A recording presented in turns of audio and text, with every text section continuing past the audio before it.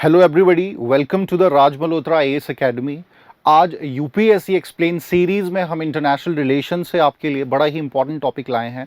We have already discuss number of topics in international relations and I hope सभी topic हमारे आपके लिए बहुत ही ज़्यादा इन्फॉर्मेटिव रहे होंगे।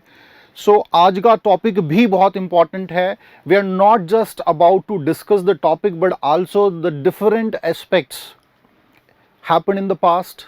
ठीक है, उस पर भी बात करेंगे। तो आज का जो हमारा मेन टॉपिक है that is Afghan Taliban peace process. So recently क्या हुआ कि जुलाई में आपके ईद अल अदा के ओकेशन पर तालिबान ने 3 दिन का पीस सीज फायर किया और दूसरी तरफ कुछ और इंपॉर्टेंट चीज़ें हुई। साथ ही साथ हम जानेंगे यूएस तालिबान डील के बारे में, क्या ग्लोबल implications हैं इस डील की, what are the impact of this deal over the whole globe and also over India। इन तमाम चीज़ों पर हम एक एक करके बात करेंगे। साथ ही साथ हम जानेंगे किस तरीके से तालिबान जो है ओरिजिनेट हुआ आपके अफगानिस्तान में। So let us start today's topic which is the Afghan Taliban peace process.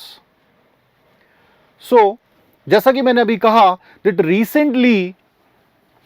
recently Taliban has announced a 3-day ceasefire in Afghanistan during the Muslim festival Eid ul अदा।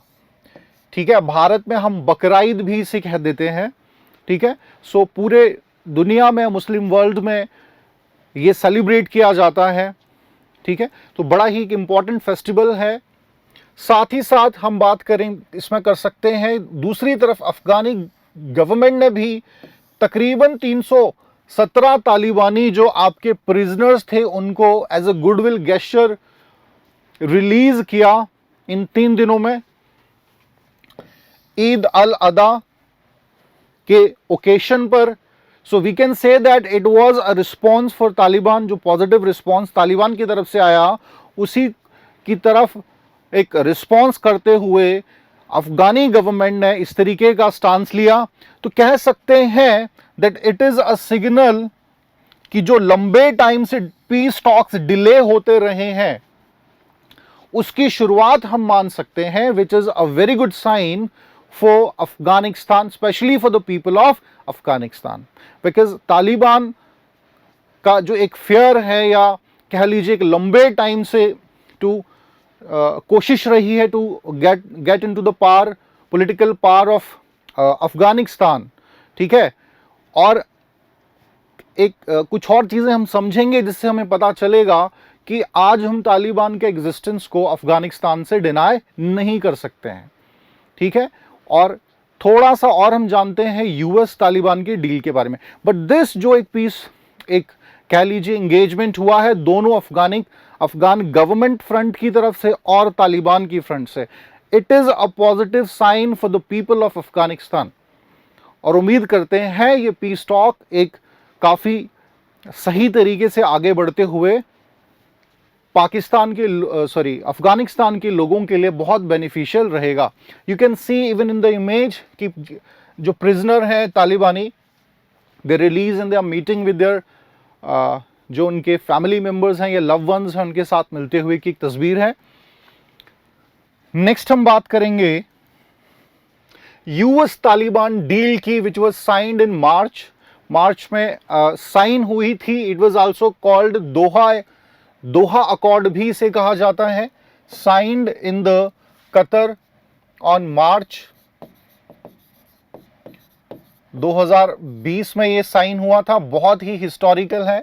Bye the name of agreement for bringing peace to Afghanistan. ठीक है, अफगानिस्तान के लिए piece के context में ये US Taliban deal sign हुई थी। Now keep the thing which is we need to keep in mind here, बात अफगानिस्तान गवर्नमेंट की नहीं हो रही है। Afghanistan government was not the part of this deal. The deal was between US and Taliban. तो कहीं ना कहीं क्या इसकी रेलेवेंस रह जाती है या क्या ये बढ़ती हुई जो इम्पैक्ट है तालिबान का अफगानिस्तान में उसको दिखाता है। ठीक है, तो इन पर भी हम बात करेंगे एक एक करके। सबसे पहले हम बात करेंगे कि यूएस तालिबान जो डील थी, इसके की पॉइंट्स आपके क्या थे, what were the key points of this deal. सो सबसे पहला था military troops were withdrawal. For such a long time US troops जो हैं इंगेज्ड हैं वॉर लाइक सिचुएशन यहां पर है अफगानिस्तान। 18-19 साल से ये फंसे हुए हैं इस पूरे रीजन में, और 2016 में जब ट्रंप सरकार में आए थे, अपने मैनिफेस्टो में उन्होंने ये बात कही थी that to take their troops back is their priority. जैसा कि आप जानते हैं 2021 में राष्ट्रपति के presidential elections are about to took place in the United State of America, और कीपिंग इन दैट माइंड जो ट्रंप हैं वो चाहते हैं कि अपनी फौजों को वो वापस ले आए सो दैट इलेक्शन में इसका पॉलिटिकल बेनिफिट उन्हें मिले। So this is one of the reason that this deal was sign in this time. Clear है, तो इसीलिए ये कह सकते हैं ये डील साइन की गई, और इसमें ये कहा गया तकरीबन 14 महीनों में 14 मंथ्स में सारी जो फौजें हैं यूनाइटेड नेशंस की और उनके अलाइज की, जैसे नॉर्दर्न अलायंस है या नाटो है ना, उनकी जो प्रेजेंस है उसको कंप्लीटली खत्म करेगा यूएसए इस पूरे रीजन में। साथ ही साथ ये कहा यूएसए ने कि तकरीबन 8600 जो ट्रूप्स हैं वो 135 दिनों में विड्रॉल की जाएंगी आपके अफगानिस्तान से। क्लियर है, सो दिस इज इंपॉर्टेंट, और ये सारी डील का जो बेस आप कह सकते हैं वो यही है। That's why USA has shown interest to talk with Taliban, otherwise there is no benefit for USA to talk with Taliban. कोई जरूरत यूएसए को है नहीं। सेकेंड हम बात करेंगे रिलीज ऑफ प्रिजनर्स। तो इसमें बात की गई है रिलीज ऑफ प्रिजनर्स की, जिसमें तकरीबन 5000 तालिबानी जो प्रिजनर्स हैं उनको रिलीज किया जाएगा। ऑन द अदर साइड 1000 जो प्रिजनर्स है फ्रॉम अदर साइड। ठीक है, 5000 तालिबानी जो प्रिजनर्स हैं कॉट बाय जो आपकी अफगानी गवर्नमेंट है या यूएस का उसमें इन्वॉल्वमेंट है, तो कहीं ना कहीं उनको रिलीज किया जाएगा। और दूसरी तरफ से जो अफगानी सोल्जर्स हैं या और आपके जो ट्राइबल पीपल हैं not the part of Taliban caught by Talibanis, तो उनको भी रिलीज तालिबान करने की बात कर रहा है under this release of prisoners agreement. ठीक है, and it is consider also the base of the first intra Afghan negotiations. So ये इंट्रा अफगान नेगोशिएशंस क्या है? इंट्रा अफगान नेगोशिएशंस का मतलब ये है कि एक तरफ होगा आपकी Afghani government, on the other side you can say that people of Afghanistan, और जो उनके रिप्रेजेंटेटिव्स हैं, जिसमें तालिबान जो है एक बढ़ती हुई पॉलिटिकल पार्टी की फॉर्म में निकल कर आ रही है। क्या कारण है उसके, उन पर भी बात करेंगे फर्दर हम, बट पहले ये समझ लीजिए। ठीक है, नेक्स्ट है तालिबान कमिटमेंट। तालिबान का इसमें क्या कमिटमेंट है? ये तो बात की कि तालिबान को ये बेनिफिट हो रहा है, और कहीं ना कहीं सबसे बड़ा बेनिफिट उनको है कि they got an opportunity to revive in Afghanistan as a political power, which was not possible for them as long as US presence was remain in Afghanistan in terms of their forces. So it was not possible for Taliban कि वो अपनी जो power है उसको बढ़ा पाए completely Afghanistan reason में।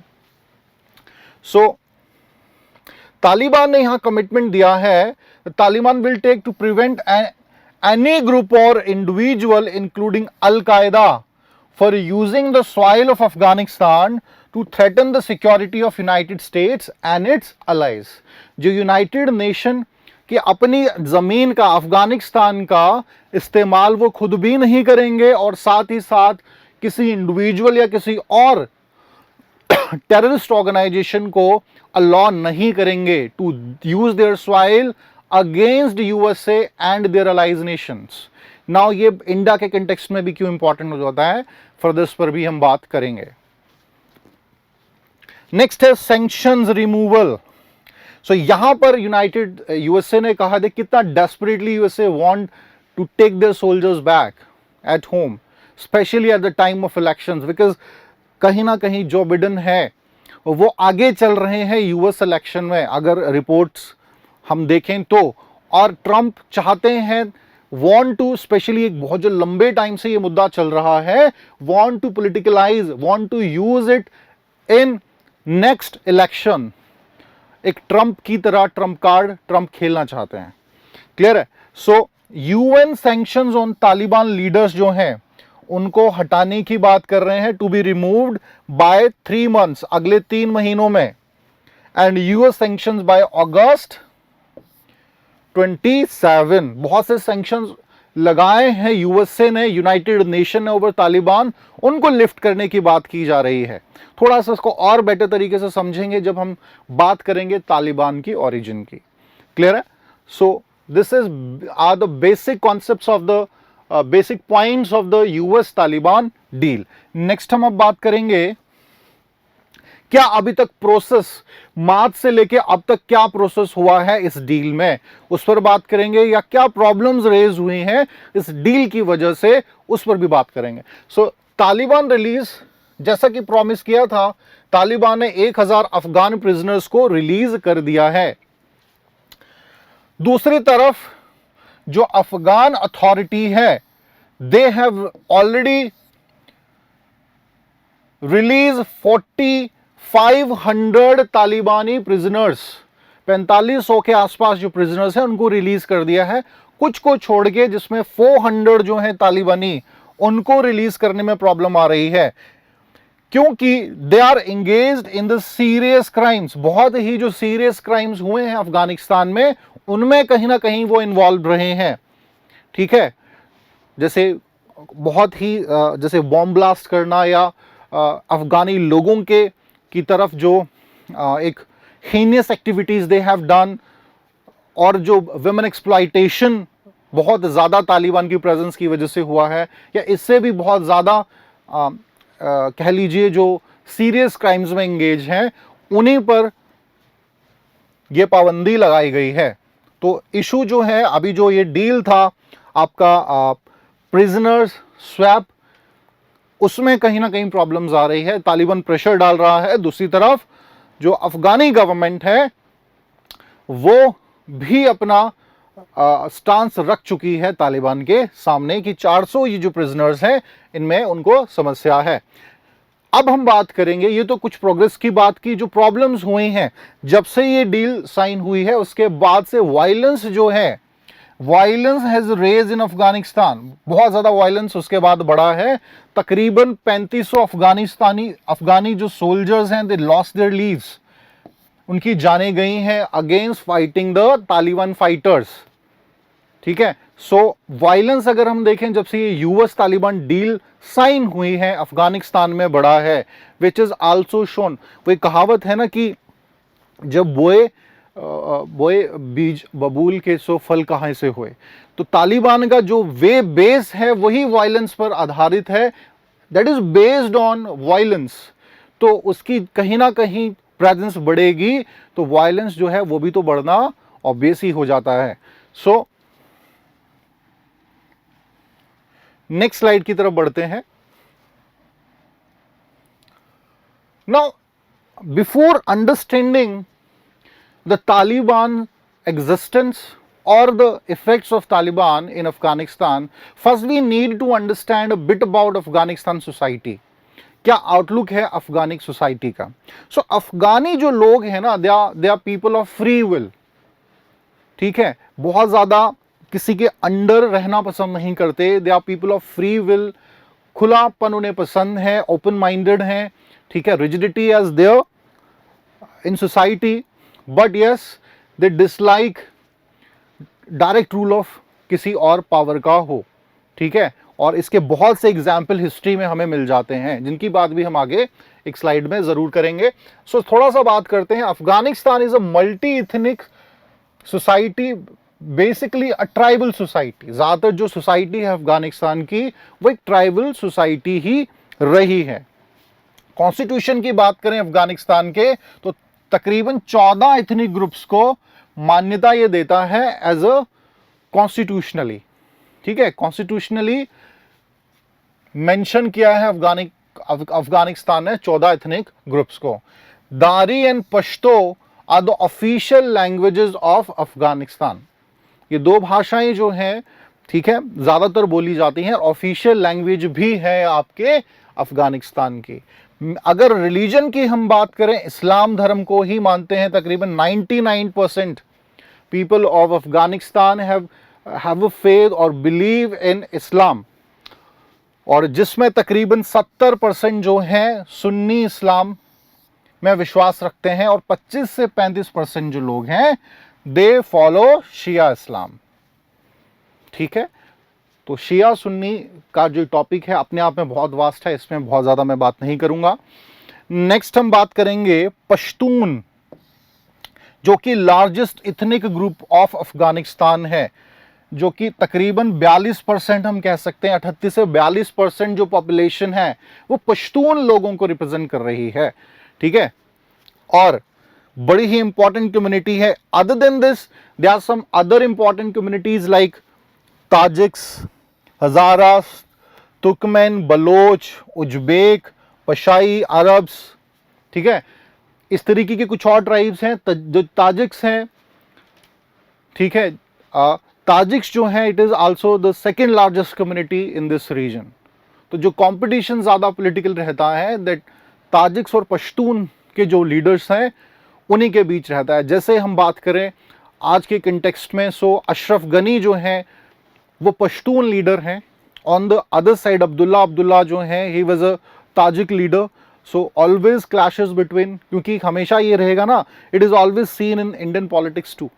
अगर आप भारतीय राजनीति की बात कर रहे हैं उसमें भी आप देखते हैं that society is divided on regionalism और कम्युनलिज्म और कास्टिज्म। तो जब वोट लोग देते हैं ये बात ज़रूर देखते हैं, और जो लीडर है वो भी अपनी कम्युनिटीज़ को कितना फ़ायदा दे पा रहा है कि नहीं, ये ध्यान में रखा जाता है। इवन ऑपोजिशन आल्सो जब क्रिटिसाइज करता है तो इन बेसिस पे करता है कि भैया ये तो अपनी ही कम्युनिटीज़ को फ़ायदा दे रहे हैं, जबकि ड्यूटी सभी पर है। तो कहीं ना कहीं ये माहौल अफगानिस्तान में भी है। क्लियर है?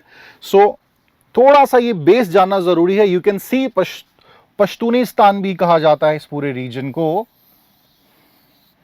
ठीक है। पश्तूनिस्तान कितना बड़ा हिस्सा अफगानिस्तान का जो है पाकिस्तान के साथ बाउंड्री शेयर कर रहा है। Of course they have dispute with Pakistan, क्योंकि पाकिस्तान भी क्लेम अपना दिखाता है इस रीजन में, अपना इंटरेस्ट दिखाता है, अपना क्लेम शो करता है। सो पश्तूनिस्तान रीजन जो है, और it also became the base of terrorist organisations. 90s की अगर हम बात करें, इस पूरे रीजन में काफ़ी डिस्टर्ब ये रीजन रहा था। You can also see the Durand line from Bharat के साथ भी शेयर करती है। सो ये कुछ आप बात कर सकते हैं अफगान सोसाइटी की। बहुत ही फ्री विल के लोग, जैसा मैंने कहा, कल्चर से जुड़े हुए लोग हैं और बहुत ज़्यादा मैनिपुलेशन या इस तरीके की चीज़ें जो हैं they dislike. A very simple living लोग हैं, और कह लीजिए कि बहुत ज़्यादा फॉरेन जो इंटरफेरेंस है पसंद नहीं करते थे। बट अनफॉर्चुनेटली कुछ ऐसे सिनारियो बने कि पूरा आप 20 साल से डिस्टर्ब रहा है अफगानिस्तान। हालांकि नाउ इम्प्रूव्ड अ लॉट, बहुत से एरियाज में डेवलपमेंट भी हुआ है। नेक्स्ट हम बात करेंगे, Afghanistan also consider the graveyard of the big powers and empires. जैसा कि मैंने अफगानी लोगों के बारे में बात की थी कि अफगानिस्तान के जो लोग थे वो पसंद नहीं करते रहे थे, पीपल डिसलाइक कि कोई जो और पावर है उन पर कंट्रोल करे। And it was always a attraction for जो बिग पावर्स हैं आपकी, उनका हमेशा ही इंटरेस्ट इस रीजन में रहा। उस पर भी बात करेंगे क्यों। पहले जान लेते हैं किस तरीके से ग्रेवयार्ड है। सो अलेक्जेंडर जो था, जब भारत आया था, इस रीजन से आगे बढ़ ही नहीं पाया था। एंड फाइनली आफ्टर कुछ समय के बाद ही हिज एम्पायर जो था कंप्लीटली खत्म हो गया था आफ्टर हिज डेथ। क्लियर है। सेकेंड हम बात करें, Britishers try to overcome this region, British Afghan wars में, बट फेल्ड, क्योंकि जो बढ़ता हुआ प्रेजेंस था रशिया का दूसरी तरफ से, उसको वो रोकना चाहता था। क्लियर है, बट ऐसा ब्रिटिशर्स कर नहीं पाए और लंबे टाइम तक फंसे रहे। और Britishers were thinking like that they can conquer this region as the other regions like of India, other regions of India, Nepal के साथ या और एरियाज पे, लेकिन ऐसा कुछ अफगान के कंटेक्स्ट में उनको विक्ट्री नहीं मिली।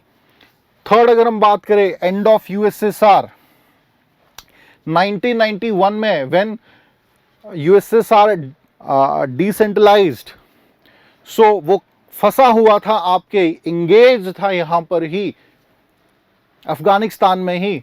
सो it is also the end of the USSR. Next हम बात करें, यूएसए इंगेज्ड हियर, पिछले 19 सालों से फंसा हुआ है यूएसए। और अगर आप कह दें कि ये जो इंगेजमेंट यूएसए का रहा है फ्रॉम यूएसए पर्सपेक्टिव, तो बहुत ही एक लॉस है। बहुत से they have lost their soldiers in this region. लोगों का बहुत ज़्यादा प्रेशर रहा है गवर्नमेंट पे लंबे टाइम से। साथ ही साथ इकोनॉमिक बर्डन जो है वो बढ़ा है because of these all engagements in this region. और ख़ास कुछ बेनिफिट अगर हम बात करें, वो आपके यूएसए को यहाँ पर अफगानिस्तान से नहीं हुआ। क्लियर है। अब हम बात करते हैं why this region is important for these all, क्यों ये सभी देश जो हैं इंटरेस्ट दिखाते रहे हैं। अगर ज्योग्राफिकली हम बात करें अफगानिस्तान की, so it is the region, अगर इस पे कंट्रोल है तो आप सेंट्रल एशिया, मिडिल ईस्ट और साउथ एशियन जो रीजन है उस पर अपनी पकड़ को स्ट्रॉन्ग बना सकते हैं, रख सकते हैं। And this is one of the reason that Russia wanted to expand और to get control of Afghanistan and to counter USSR. अगर हम कोल्ड वॉर पीरियड की बात कर रहे हैं तो यूएसए भी अपनी प्रेजेंस को यहां बढ़ाना चाहता था। ठीक है। भारत का भी इंटरेस्ट इसीलिए इस रीजन में है, because it is a gateway for India for the central energy resources, rich energy resources के लिए जो फेमस है, उसके लिए गेटवे है अफगानिस्तान हमारे लिए। क्लियर है। Even help in the Middle East region, हालांकि मिडिल ईस्ट में ईरान से भी हमें एक्सेस मिल जाता है। क्लियर है। So that's why this region is always जो है इंटरेस्ट रहा इन सभी देशों का अफगानिस्तान में। बट अनफॉर्चुनेटली जो पिसता है वो ग्रास रूट लेवल पे जो आम जनता है, आम जन है, वही पिसता है। Only the Afghani people suffered because of this all engagements in this region. Now let us talk about, थोड़ा सा हम बात करते हैं तालिबान के बारे में। I'll not go बहुत ज़्यादा डीप में मैं जाऊंगा नहीं, बहुत वास्ट ये एक है, बेसिक्स पे बात करेंगे। इंपॉर्टेंट इसलिए है जानना क्योंकि जब तक आपको ओरिजिन बेस नहीं पता है, you can not understand this topic completely. So थोड़ा सा बात करेंगे यूएसएसआर इंक्रीजिंग पावर। अगर मैं 1980s की बात करूं तब तक बहुत पावरफुल आपका यूएसएसआर इस रीजन में, अफगानिस्तान रीजन में हो चुका था। On the other side USA want to counter USSR in this region, and because of that USA trained mujahids against USSR. They wanted to use mujahids, the fighters of Afghanistan. ठीक है, trend कहीं ना कहीं US military ने ही किया इनको, against to fight against USSR. Clear है। और धीरे धीरे इनका एक बेस बना दिया, ठीक है, which was called Al Qaeda. Al Qaeda का जो मतलब है, लिटरली मतलब है, that is the base. Al Qaeda is a Arabic word जिसका मतलब होता है आधार, the base. Now, why Al Qaeda was ready USA की मदद के लिए क्यों तैयार हुआ, यह भी समझना जरूरी है। Now Al Qaeda want to get political power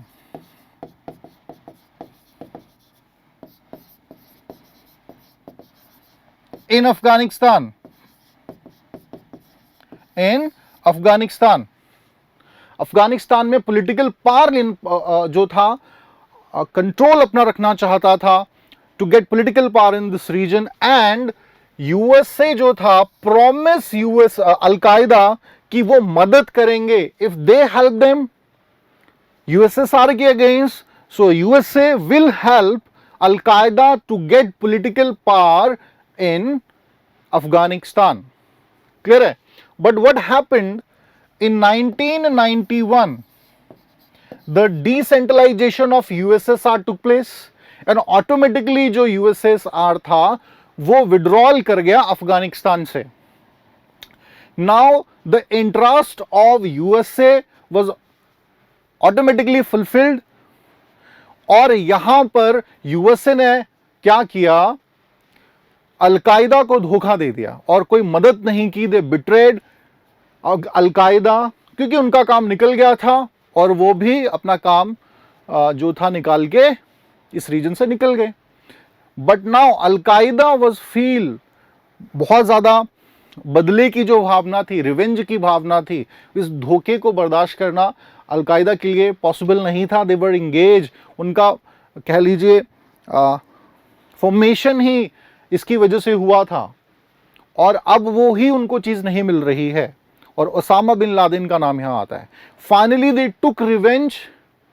ठीक है, जब आपका 9/11 इंसिडेंट हुआ है यूएसए में वर्ल्ड ट्रेड सेंटर पर, इसीलिए वो अटैक भी कह सकते हैं किया अलकायदा ने, और उससे पहले भी कोशिश की इस तरीके के वायलेंस को बढ़ाने की और एक्टिविटीज को अंजाम देने की अगेंस्ट यूएसए और देयर अलाइज नेशंस। क्लियर है? सो इस तरीके से मैंने थोड़ा आपको बताया अलकायदा का कैसे जन्म हुआ। अब हम बात करते हैं तालिबान की। So when Al Qaeda fail to get the political power, तो तालिबान जो है ओरिजिनेट फ्रॉम तालिब वर्ड। ठीक है, Talib word which means educated students. देखिए कितनी अजीब बात है कि when we heard a word Taliban, हम सपने में भी नहीं सोच सकते initially it was a group of some educated students.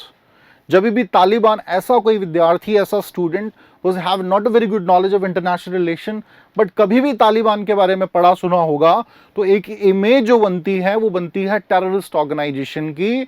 Organisation जो है वायलेंस इसने किया है, बढ़ाया है। So initially it was a group of educated student when they have seen in Afghanistan कि अलकायदा जो है पॉलिटिकल पावर लेने में असफल रही है। ठीक है, तो कुछ एजुकेटेड स्टूडेंट ने अपनी एक ऑर्गेनाइजेशन बना के to try to get political power. Now Al Qaeda wanted to use it. Al Qaeda जो था इस तालिबान को यूज करना चाहता था, क्योंकि al Qaeda were the fighters, great fighters, but they were not capable कि देश को चला सकें। अगर उनके हाथ में बागडोर चली भी जाती, दे वर नॉट, बहुत ज़्यादा इंटेलेक्चुअल लोग नहीं थे। They need such an organization which they have found in terms of Taliban.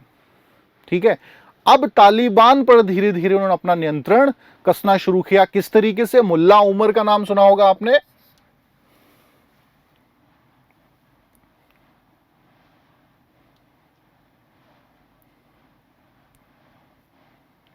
मुल्ला उमर का नाम सुना है तालिबान के कंटेक्स्ट में।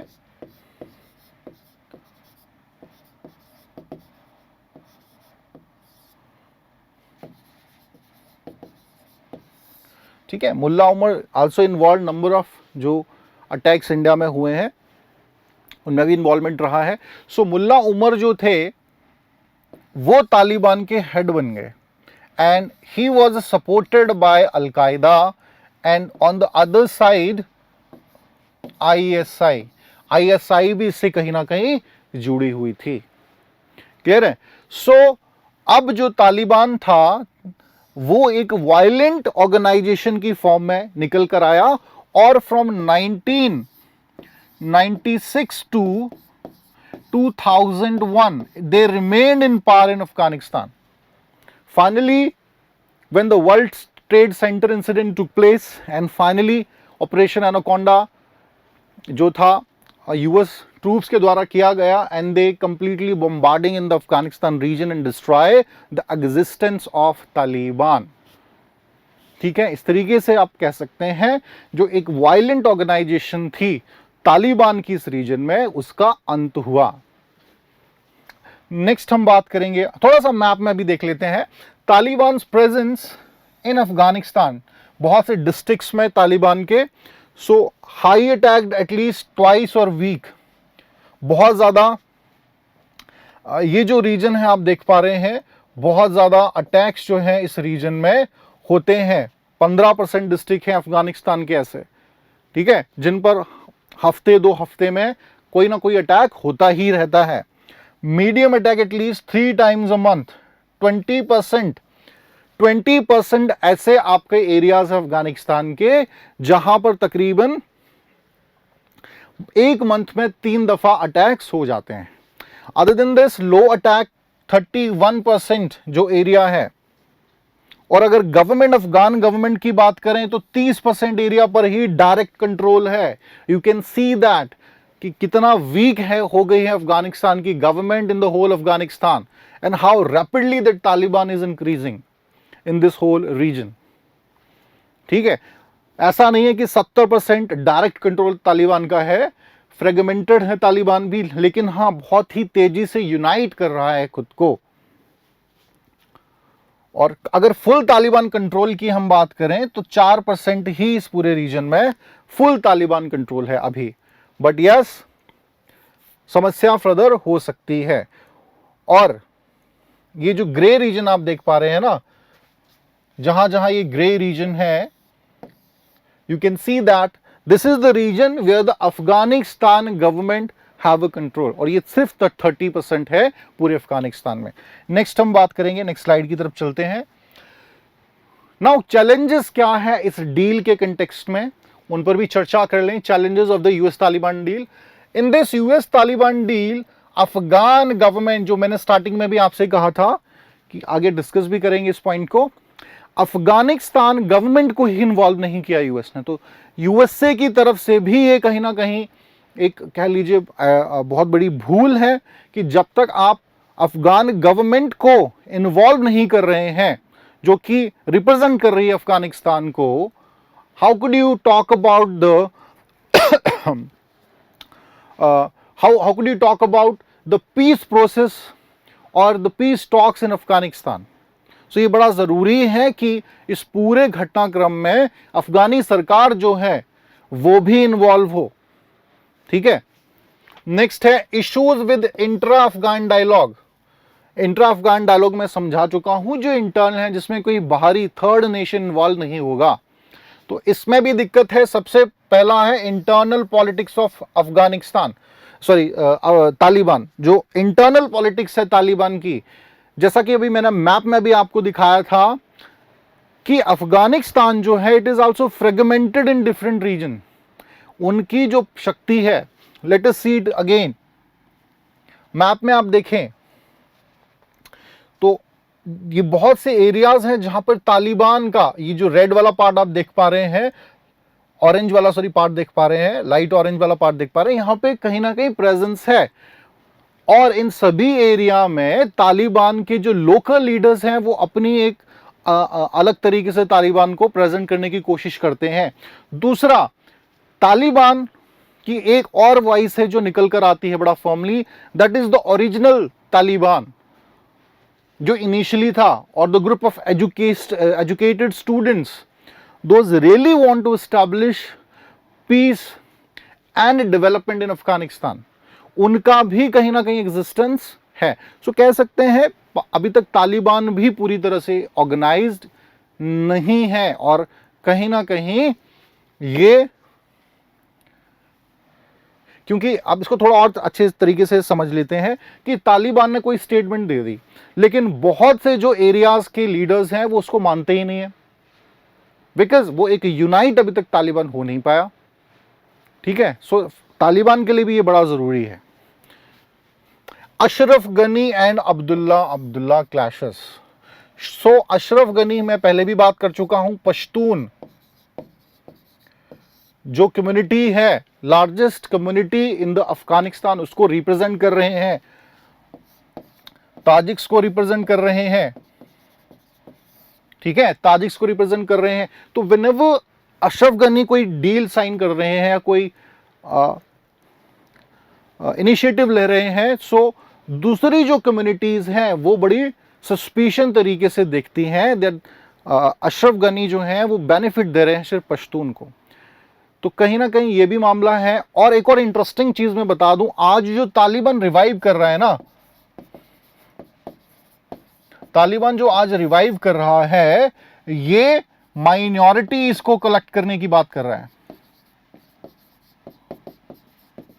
जो माइनॉरिटीज हैं, माइनॉरिटीज यहां पर जो है जैसे तुर्कमेन है या आपके ताजिक्स, माइनॉरिटी तो नहीं है बट यस ताजिक्स जो पश्तून के अगेंस्ट हैं, उनको यूनाइट करके to get the support of these all communities against the Afghan government which is mainly supported by Pashtuns.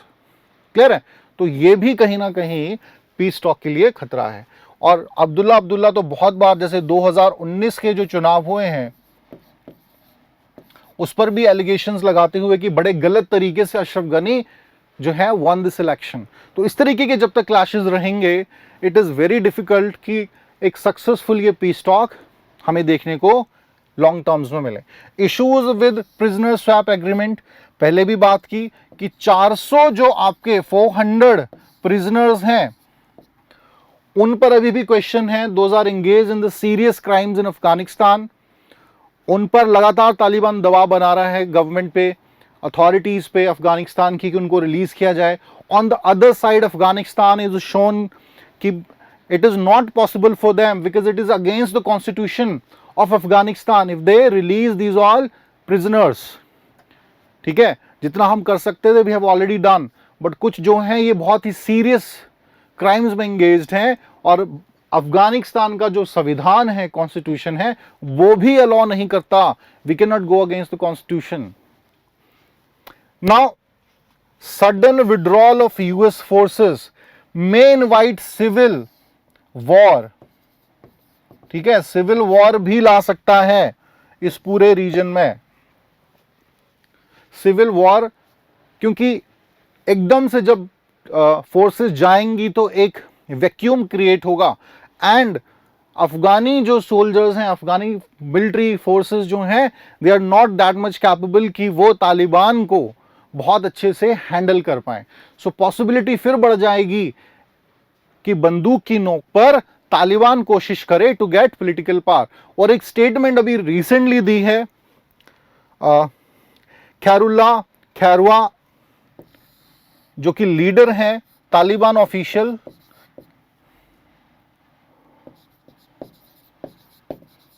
ठीक है, तालिबान ऑफिशियल ये न्यूज आई है और उन्होंने कहा है that we have signed this deal with US. हमारे जो कमिटमेंट है वो यूएस या उनके अलाइज के लिए है। It is not against the Afghani government. ठीक है, तो ये बात समझना जरूरी है। तभी मैं कह रहा था कि जब तक अफगानी गवर्नमेंट इसमें इन्वॉल्व नहीं होगी, आप पीस एस्टैब्लिशमेंट की बात नहीं कर सकते। देखिए, international relation is always a struggle for power among states और नेशंस। तो ये जो पॉलिटिकल पावर है, ये भी सत्ता के लिए संघर्ष ही है। क्लियर है? सो कहीं ना कहीं इस तरीके का जब ये खैरुल्लाह जी की स्टेटमेंट आई है, ये बड़ा क्लियर कह रही है कि हम पीस टॉक्स के थ्रू भी मामले को सुलझाने की कोशिश करेंगे अफगानी गवर्नमेंट के साथ, and we have also took the path of violence against Afghani soldiers और ट्रूप्स। क्लियर है? और इसका एग्जाम्पल हम देख सकते हैं कि पिछले 4-5 महीनों में ही तकरीबन 3500 जो अफगानी सोल्जर्स हैं लॉस्ट देयर लिव्स, ठीक है, और एकदम से तेजी आई है आपके वायलेंस रेट में अफगानिस्तान में।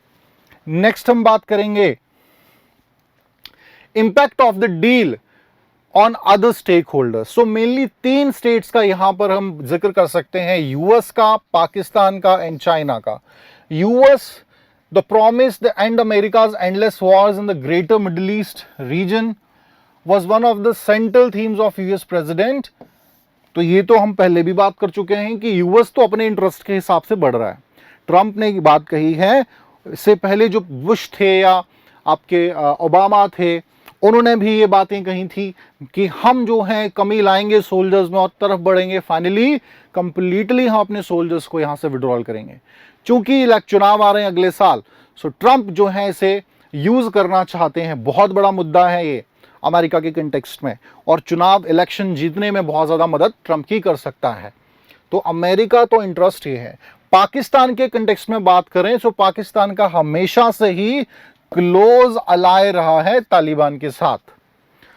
अगर मैं बात करूं 1996-2001 की, तो 2-3 ही आपके स्टेट थे, Saudi Arabia, Pakistan and I think Qatar था, आई थिंक, या कोई एक आध और स्टेट था, जिन्होंने तालिबान गवर्नमेंट को रिकॉग्नाइज किया था और हमेशा से ही सपोर्ट रही है तालिबान की पाकिस्तान को।